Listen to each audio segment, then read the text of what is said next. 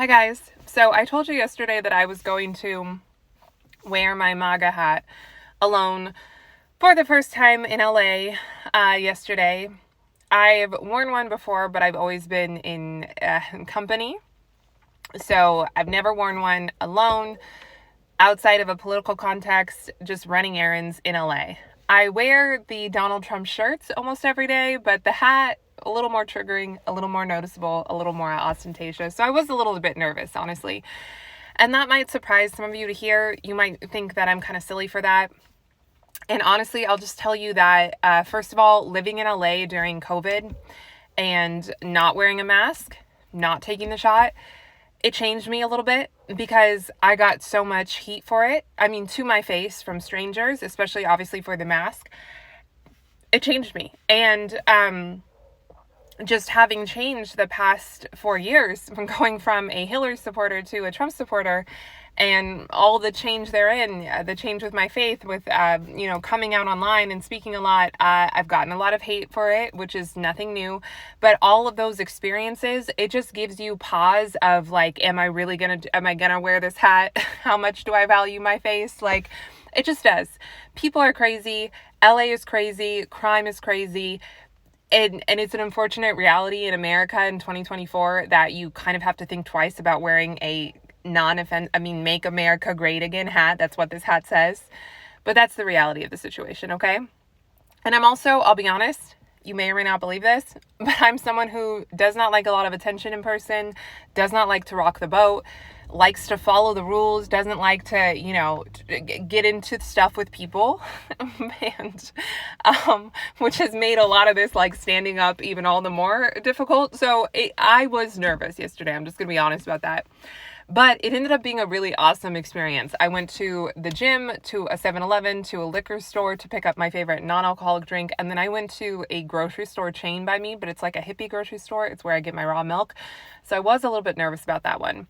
But I got a compliment from an Armenian man at the liquor store. I got a compliment from a Mexican man and his wife in their pickup truck in the parking lot of the liquor store. I got a compliment from a dude at the 7-Eleven. The only weird verbal interaction I had all day was one of the guys working at my gym, which frankly is trash. 24-hour fitness is trash. One of the guys working at my gym, he said something about a dictator. And I honestly, now in retrospect, I wish I would have turned around and taken my earbud out and said, what did you say? And are you being serious? But I didn't. So it's really not even worth discussing. But that was the only weird kind of verbal interaction. But then last night, before walking into this grocery store, I was a little bit nervous. I felt how I felt before I went into a grocery store for the first time without a mask. I was like steeling myself to go in. But it ended up being such an amazing experience. Was as I was walking out of the grocery store with my bag of groceries, I heard a voice behind me, and it was a guy running out of the store after me, and he said, I follow you on Twitter. And that has never happened to me before, ever. I have never had someone recognize me from offline, and I'm not gonna lie, I was flattered. And he showed me where he had retweeted me the night before, and I followed him back. And then because of that interaction, we were having that interaction right next to a guy loading his groceries in his car. He was an Armenian gentleman, and he and I started talking, and he said, yeah, that's pretty brave. Nobody does that really around here. And he told me what it was like to have come from Armenia, and he told me about his faith, and he told me about how, immigrants are really socially conservative for the most part.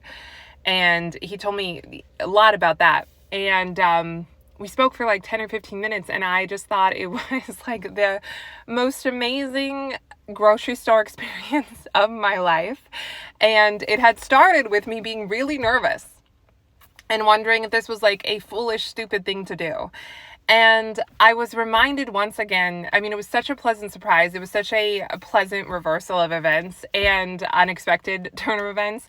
And I was reminded once again that we are the majority. There are so many more conservatives, so many more Christians, so many more patriots than you think, even in LA. They're everywhere. And yes, there are the triggered, there are the leftists, there are the crazies. I have run into them online and offline in the real world, especially, like I said, when I didn't wear a mask. They're absolutely there. But we're the majority, and it really is time to become the unsilent majority, because that's how we're going to take back America. And it may not mean wearing the little red hat or having an online presence. For you, it may mean something different, but it is time to be the unsilent majority, because like, just in the same way with when you saw someone without a mask in the grocery store, it inspired you to take off your mask, to be a little bolder, a little braver. When you see someone with a hat, it inspires you to be a little bolder, a little braver.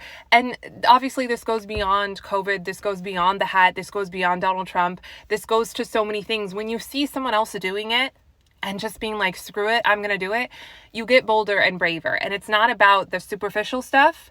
It's about the message. It's about speaking up. It's about saying, we are here. We're not going anywhere. We're not going anywhere when Trump, has moved on.